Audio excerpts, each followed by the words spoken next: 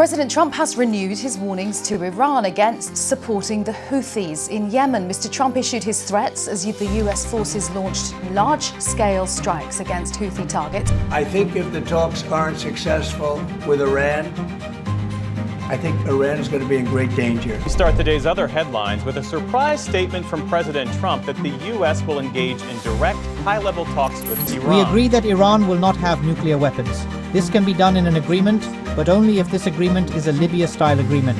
That they go in, blow up the facilities, dismantle all the equipment under American supervision and American execution. That would be good. Iran cannot have a nuclear weapon. That's all there is. We will continue airstrikes until there is not a single Houthi rebel left in Yemen. These words, attributed to U.S. military officials, have sent shockwaves through Tehran. Like a chess player suddenly realizing they've lost their queen, Iran has begun an unprecedented withdrawal of its forces from Yemen, abandoning its proxy fighters to save itself. With 2 aircraft carriers, B-2 stealth bombers, F-35 fighter jets, and over 40,000 American troops now positioned within striking range, Iran faces a stark choice: retreat or risk direct military confrontation. This military buildup has fundamentally changed Tehran's strategic calculus, and we're now seeing the results unfold in real time. What happens when the world's most powerful military focuses its attention on a regional conflict? The United States has assembled a force near Yemen that signals intentions far beyond routine operations. The scale of military assets currently positioned in the region represents an extraordinary shift in American strategy, moving from limited engagement to potentially sustained combat operations. The Pentagon's deployment of 2 nuclear-powered aircraft carriers, the USS Harry S. Truman and USS Carl Vinson, marks a rare strategic posture typically reserved for major military campaigns. This dual-carrier arrangement provides uninterrupted air coverage as one carrier maintains operations while the other undergoes maintenance, eliminating operational gaps that Houthi forces might exploit. Like a medieval castle with overlapping defensive walls, this creates an impenetrable zone where no enemy can find weakness. The catalyst: America's overwhelming military deployment. Each Nimitz-class carrier brings approximately 90 aircraft to the theater, including FA-18 Super Hornets and EA-18G Growlers. These platforms create an air superiority bubble, extending hundreds of miles in all directions. Super Hornets deliver precision-guided munitions with devastating accuracy, while Growler aircraft employ electronic warfare systems that blind enemy radar and communications. These capabilities effectively neutralize Houthi defensive systems, creating a protective dome through which their weapons cannot penetrate. Complementing this naval power, B-2 Spirit stealth bombers now operate within striking range. These $2.1 billion aircraft, each capable of delivering 40,000 pounds of weapons, represent the pinnacle of American air power. Their radar-evading technology allows them to penetrate defense networks undetected. For Houthi anti-aircraft systems, these bombers remain invisible until their devastating payload reaches its target, making defense virtually impossible. The current force composition provides capacity for continuous bombing operations lasting months. Military logistics specialists have positioned specialized munitions depots aboard support vessels, indicating preparations for extended operations beyond symbolic engagements. This sustainability demonstrates American commitment to maintaining pressure rather than executing limited strikes. The positioning of over 40,000 troops within striking distance further expands strategic options for American commanders. These forces include conventional infantry, Marine expeditionary units, and elite special operations teams. This concentration enables potential operations ranging from continued airstrikes to targeted raids or limited ground incursions, should political directives shift toward more direct intervention. This overwhelming military presence implements what strategists call escalation dominance, maintaining superiority at every level of potential conflict. For Iranian military planners, this creates an impossible situation. Their Houthi allies face American firepower that dramatically outmatches their capabilities, while Iranian Revolutionary Guard officers embedded with Houthi forces become priority targets for precision strikes. Beyond threatening Houthi positions, this maritime deployment secures vital shipping lanes through the Red Sea and Bab el-Mandeb Strait, which handle approximately 10% of global maritime trade annually. The visible assets, aircraft carriers and guided missile destroyers, serve as powerful deterrents, while unacknowledged submarines, surveillance platforms, and special operations teams gather intelligence throughout the region. President Trump's authorization of this military buildup has fundamentally altered the strategic calculus for Iran by creating an untenable risk of direct confrontation should Iranian forces remain in Yemen. The deployment sends a clear message that American patience with proxy warfare has reached its limit, and continued Iranian involvement will trigger consequences beyond regional proxy conflicts. Tehran's calculation, the strategic retreat. Facing the full might of American military deployment, Iran has made an almost unthinkable decision in the annals of proxy warfare. British media reports confirm that Tehran has ordered a complete withdrawal of its military personnel from Yemen, including high-ranking Revolutionary Guard commanders who had been directing Houthi operations for years. This stunning reversal represents more than a tactical retreat. It signals the potential collapse of Iran's carefully constructed sphere of influence in a strategically vital region. The evacuation order came as U.S. precision strikes demonstrated increasingly sophisticated targeting capabilities against Houthi leadership. These strikes created an immediate existential threat for Iranian operators on the ground. A senior Iranian official, speaking candidly to British media, revealed the calculation behind this dramatic pullback. The primary concern was avoiding direct confrontation with the United States, particularly preventing the potential killing of Iranian soldiers. This admission illuminates the risk assessment that drove such a profound strategic reversal. Iran's investment in the Houthi movement spans decades, transforming a regional insurgency into a force capable of threatening international shipping lanes through advanced weapon systems, technical expertise, and military advisors. The abrupt abandonment of this investment signals that Iran's strategic position has fundamentally deteriorated. Internal communications from Tehran, revealed through Iranian media sources, expose a critical reassessment of the Houthis' military viability.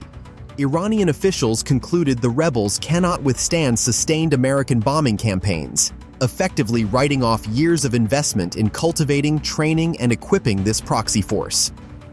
A specific incident that reportedly marked the turning point came when U.S. forces successfully eliminated 3 senior Houthi commanders in a single precision strike last month.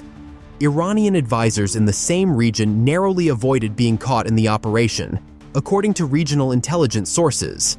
This close call dramatically escalated concerns among Revolutionary Guard leadership about their personnel's vulnerability. Discussions within Iranian power circles have narrowed to managing relations with President Trump's administration. According to the British media source, all discussions revolved around this issue, highlighting how this concern has overshadowed previous regional alliances and strategic objectives. The arrival of the second U.S. aircraft carrier in the region crossed a critical psychological threshold for Iranian military planners. Intelligence assessments in Tehran concluded that this escalation marked a point where American military capabilities had reached a concentration making continued Iranian presence in Yemen untenable. The deployment's timing, coinciding with enhanced satellite reconnaissance capabilities and forward positioning of special operations units, created what one Iranian analyst called a perfect targeting storm that Revolutionary Guard commanders could not ignore. The superior technical capabilities of U.S. military systems, particularly their ability to process intelligence and execute precision strikes within compressed timeframes, directly led to Iran's calculation that their commanders would become priority targets, necessitating immediate withdrawal. For a regime that has built regional legitimacy on projecting power through proxy forces, this retreat represents a significant loss of face in the Middle East. By withdrawing personnel and effectively abandoning the Houthis, Iran has acknowledged the limits of proxy warfare when confronted with direct pressure from a superior military force. Without Iranian technical specialists and military advisors, the sophistication of Houthi operations will likely degrade significantly. The rebels' ability to maintain and deploy advanced weapon systems, particularly those used in maritime attacks, relies heavily on Iranian expertise.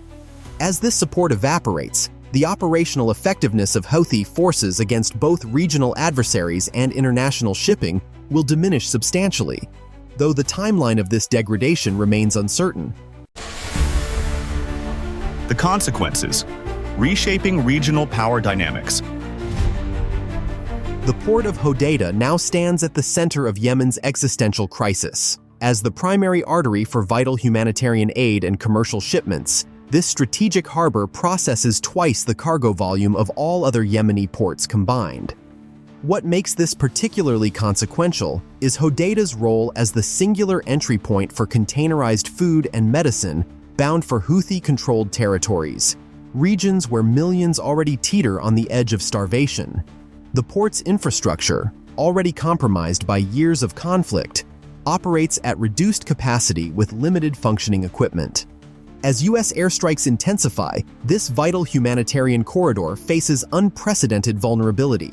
The consequences manifest in rapidly emptying fuel reserves and skyrocketing prices across northern Yemen. The destruction of functional oil depots and damage to local pipeline networks has created conditions for economic collapse. Though some docks remain technically operational, the logistics chain behind them has been systematically dismantled by precision strikes. For families in Sana'a like the Abdullahs, this means their 5 children now go days without clean water. The hospital where our youngest receives dialysis can only run generators for 4 hours daily, explains Ibrahim Abdullah. We don't know if there will be enough fuel tomorrow.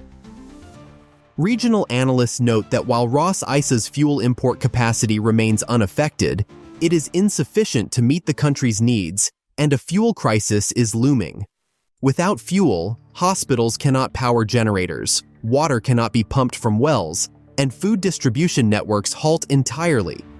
Military strategy transforms directly into humanitarian catastrophe. The demographic ripple effects are already visible.